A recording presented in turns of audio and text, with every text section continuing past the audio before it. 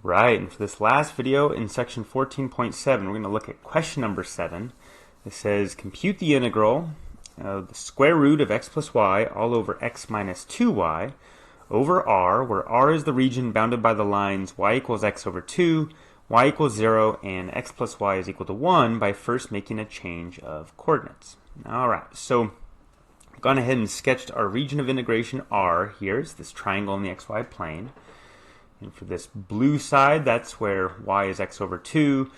In green, that's where x plus y is 1. And in red, we have y equals 0. Okay, so notice we're not instructed to use a specific change of coordinates. We have to come up with that ourselves.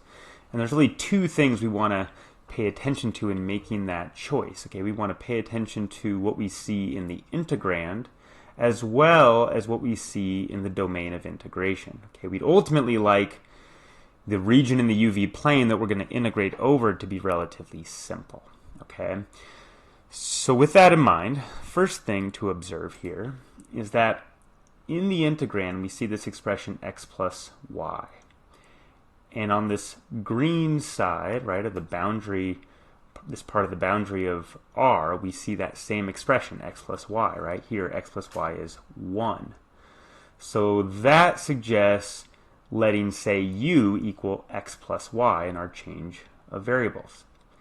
Likewise, if you look at that equation, y equals x over 2, if you rewrite that as x minus 2y is equal to 0, that expression, x minus 2y, that also shows up in our integrand.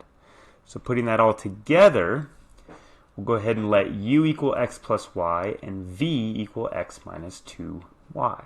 Okay, now, just like we've seen in some of these other examples, what I would now want to do is write this change of variables so I have x and y in terms of u and v. And so to do that, I'll go ahead and start by solving for y. And notice I have in the system of equations an x here in the expression for u and an x here in the expression for v. So if I go ahead and subtract v from u, those x's are going to cancel out. And then right here, I'll get a y minus a negative 2y. That's going to give us a 3y. So in other words, u minus v, the x's drop out, and I get a 3y over there.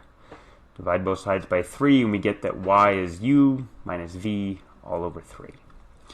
Okay, then if I want to solve for x, I can do a very similar thing. I'm going to go ahead and multiply both sides of this green equation by 2. That's going to give me a positive 2y on the right.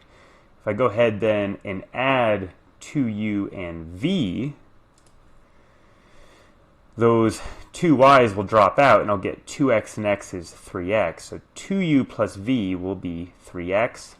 And so the dividing both sides by 3 will give us x is 2u plus v all over 3. So putting that all together, okay, I have these relationships giving us x and y in terms of u and v. Okay, very good. So now let's go ahead and sketch the corresponding region in the UV plane under this change of variables.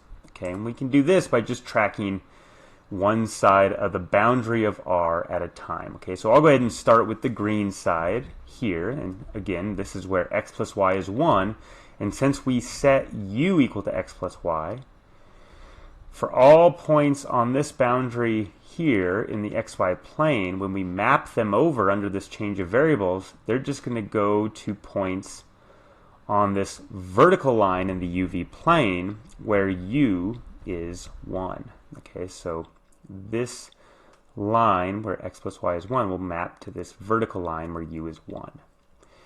Alright, let's do the blue side next.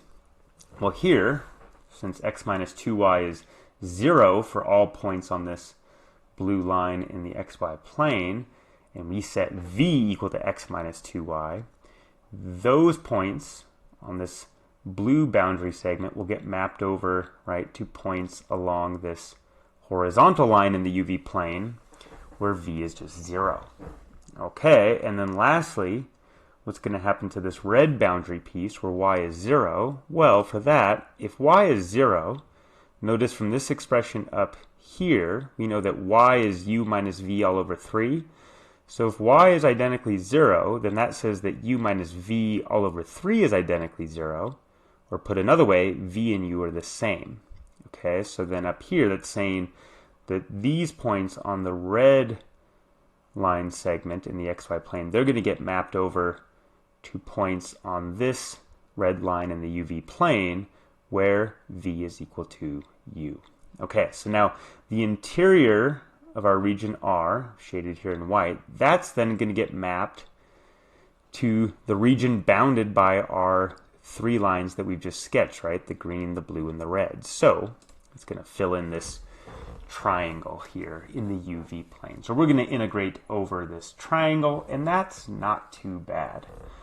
All right, so now what do we need to do? We need to address the area element, right? dA. And to do that, we're going to go ahead and use the Jacobian, just as we've seen some of these other examples. So I want to compute J of UV, and since I have x and y expressed in terms of u and v, okay, I want to then go ahead and compute the following determinant where on the first row, right, I'm going to have the u and the v derivatives of x, right? So in other words, I want the u derivative of x. So if I differentiate x with respect to u, that's going to give us a 2/3. That goes there. If I take the v derivative of x, that's going to give us a 1/3. Now for the second row of this determinant, I want the u and v derivatives of y. So if I differentiate y with respect to u, that's going to give us a 1/3. If you differentiate y with respect to v, that's going to give you a -1/3.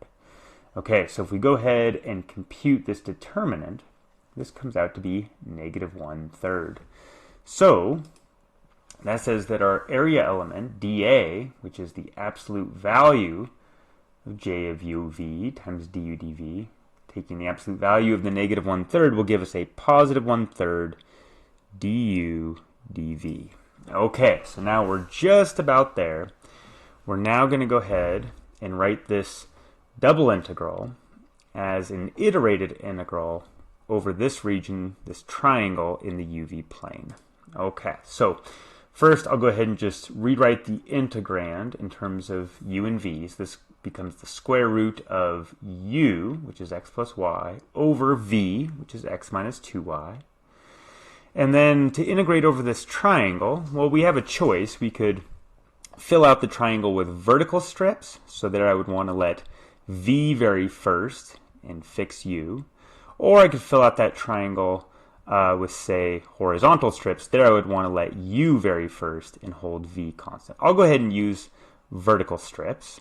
Okay, so if I do that, this vertical strip I've sketched enters into that triangle where v is 0, and then it x's out along this red line where v is equal to u. So if I'm going to do this as a dv du integral, remember I can't forget that 1/3, that's the absolute value of our Jacobian. So I have 1/3, and then for dv, the bounds are 0 to u, right? And those just come from here to here. And then I want to go ahead and stack those vertical strips as we let u vary from 0 to 1. And so those are our bounds for the du integral. All right, so now from here, we're in really, really good shape. This is a very straightforward iterated integral, and if you go ahead and compute that out, you wind up getting 1/3. All right, well, that does it for this question. Thanks so much.